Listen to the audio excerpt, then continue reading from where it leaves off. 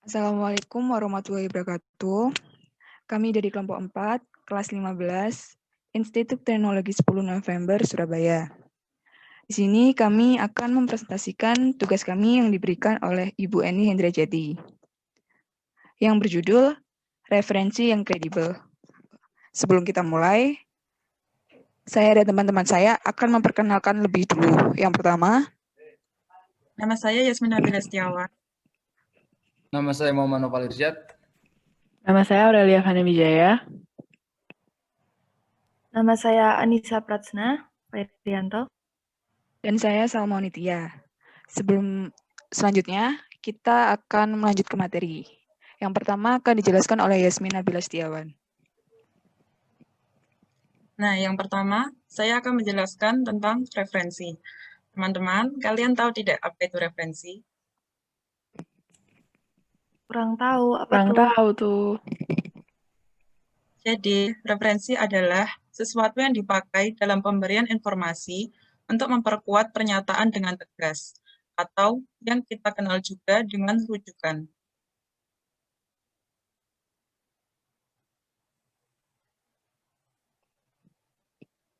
Nah, berikutnya, apa yang didapatkan dari membaca referensi?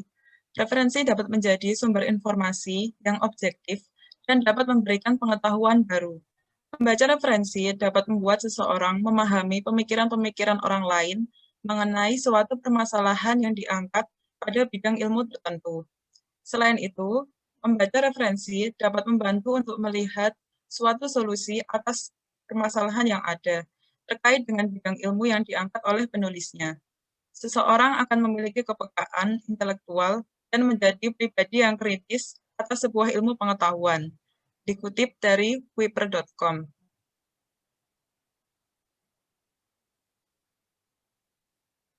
Yang berikutnya, mengapa membaca referensi yang kredibel diperlukan dalam menulis karya ilmiah? Yang pertama, dalam menulis karya ilmiah diperlukan informasi akurat untuk menunjang isinya.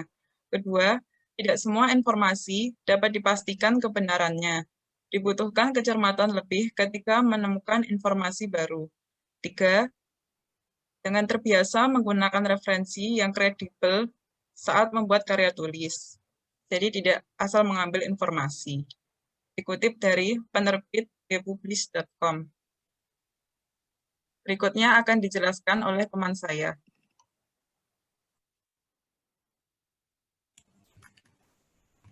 Sekarang saya akan menjelaskan bagaimana cara agar kita mengetahui bahwa suatu website atau buku itu kredibel atau tidak.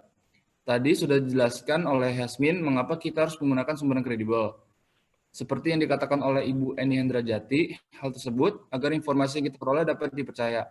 Kemudian, sebisa mungkin mengambilnya dari berbagai sumber yang kredibel agar dapat memahami seluruh sudut pandang yang ada. Nah, sebelumnya teman-teman udah tahu belum nih cara mengetahui website yang kredibel? Belum tahu gimana tuh caranya. Belum.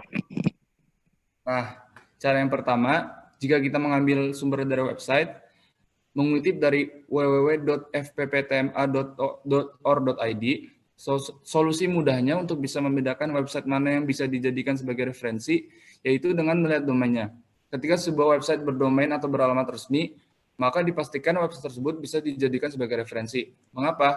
Karena website tersebut jelas siapa pemiliknya, sehingga jika ada kekeliruan di dalam informasi yang diposting, maka yang bertanggung jawab adalah organisasi atau lembaga pemilik domain resmi tersebut. Nah, berikut berbagai contoh dari domain resmi tersebut.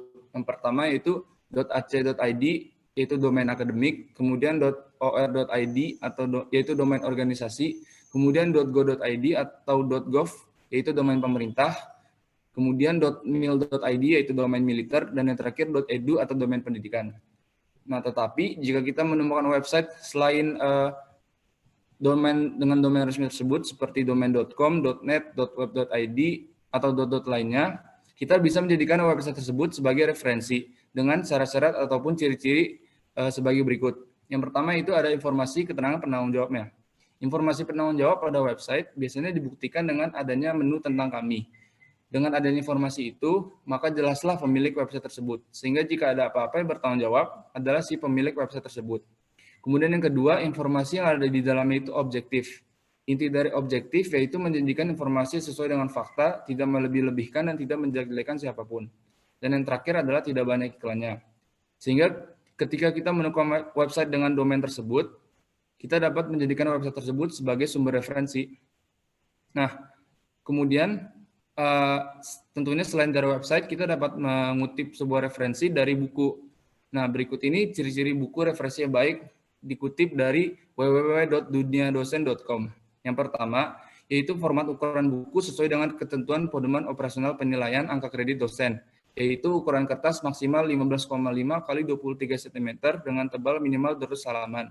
Yang kedua, memiliki ISBN atau International Standard Book Number. Yang ketiga, menggunakan gaya bahasa formal. Kemudian yang keempat, struktur kalimat minimal SPOK, yaitu subjek, predikat, objek, dan keterangan. Yang kelima, menggunakan catatan kaki atau catatan akhir atau daftar pusaka dan jika mungkin menyertakan indeks. Kemudian yang keenam, mengandung banyak pemikiran, konsep bidang ilmu, dan penelitian. Dan yang terakhir, diterbitkan oleh penerbit buku yang kredibel. Sekian presentasi dari saya. Berikutnya akan dijelaskan oleh teman saya. Nah, teman-teman pada udah tahu belum sih cara untuk menemukan referensi yang kredibel secara daring itu kayak gimana?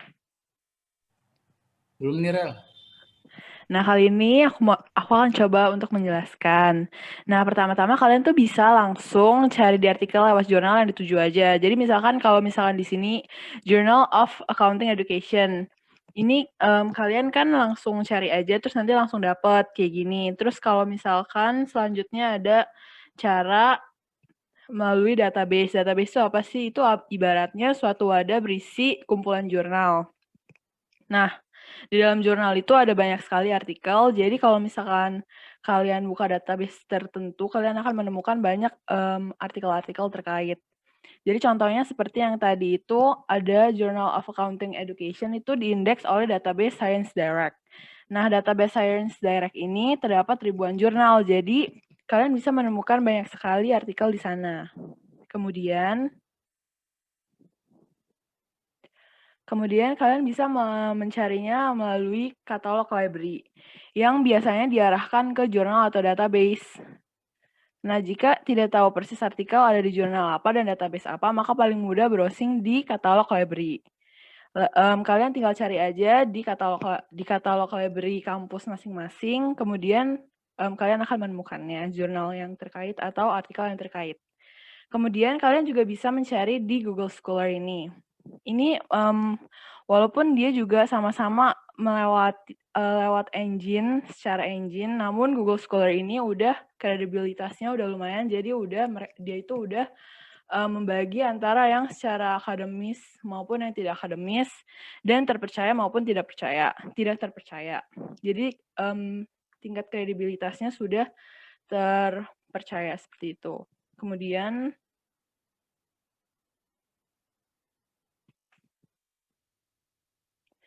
Kemudian berdasarkan situs web resmi Perpustakaan Universitas Georgetown, indikator untuk menentukan kredibilitas informasi adalah sebagai berikut. Pertama, kalian harus melihat dulu penulisnya tuh seperti apa.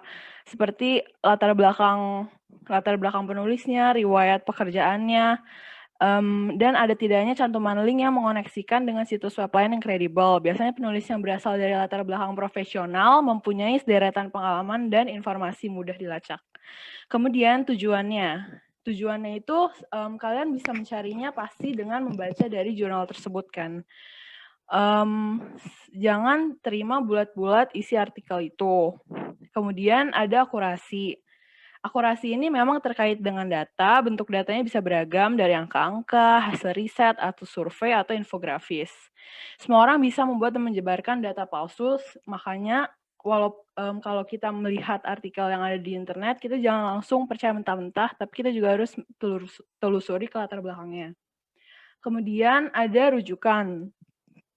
Apabila suatu web mempunyai konten yang merujuk pada situs lain atau lembaga lain, sebaiknya jangan diterima mentah-mentah, terkecuali jika organisasi, lembaga, atau institusi yang menjadi rujukan memang telah terbukti kredibel. Sebagai contoh yang tadi disebutkan oleh teman saya Muhammad Naufal, contohnya seperti yang situs web pemerintah, seperti itu. Namun rujukannya adalah organisasi atau institusi yang Anda jarang mendengarnya, justru baru mengetahuinya sebaiknya galilah informasi lebih dalam. Seperti itu. Artikel ini saya dapatkan dari etalasebintaro.com. Kemudian akan dijelaskan oleh teman saya.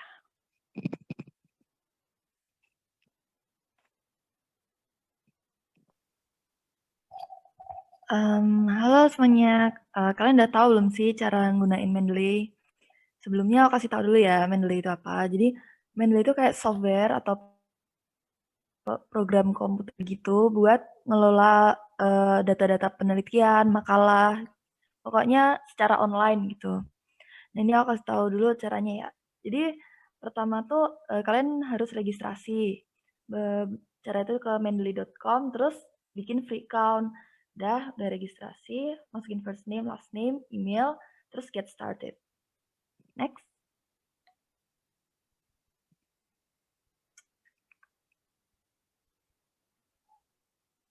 Nah, terus di sini tuh di bidang studi sama status akademis, terus klik finish. Nah, itu kayak profile kalian gitu loh. Terus itu nanti otomatis tuh ada tampilannya itu tuh yang di Mendeley desktop tuh. Terus kalian nanti tinggal save filenya aja. Next.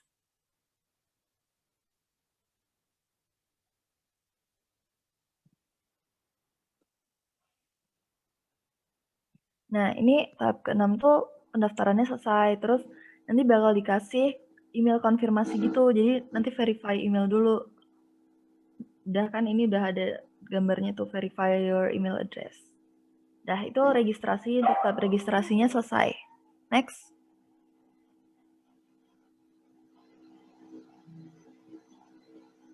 Nah, sekarang untuk download sama install aplikasinya di Mendeley. Jadi tadi pas kalian udah nge-save filenya tadi kan, terus dibuka filenya. Terus habis itu di-install, tinggal dipencet, nanti install sendiri tuh. Nanti masuk desktop biasanya. Next.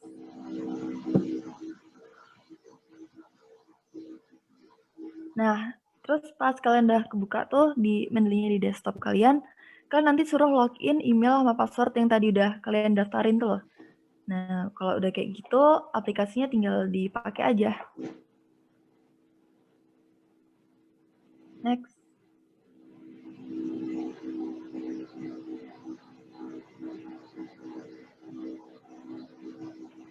Selanjutnya, mungkin Salma?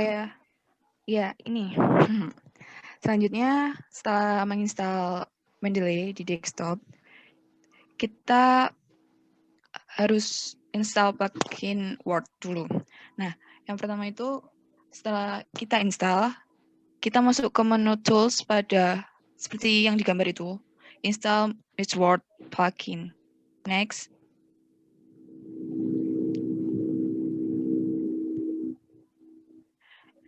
Selanjutnya, setelah Mendeley terinstall, akan seperti tampilan pada gambar. Ada tulisan reference itu. Jika diklik, nanti akan keluar citation-nya. Selanjutnya.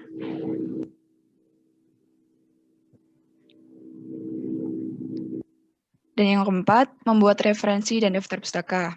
Yang pertama, masukkan seluruh referensi jurnal yang ada satu persatu, dengan menyeret file dari folder dan merunya di halaman Mendeley. Next.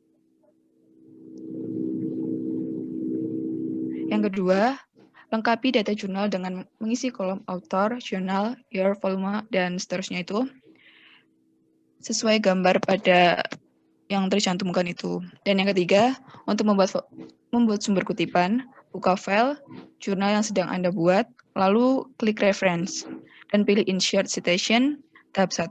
Kemudian muncul pilihan tahap 2, lalu ketik pada kolom search by author, title of year in my library. Referensi yang Anda gunakan pada kutipan tersebut, klik OK. Selanjutnya. Nah, ini tampilan setelah kita tadi selesaikan, terus kita bisa mengubah gaya tulisannya sesuai pada gambar. Next.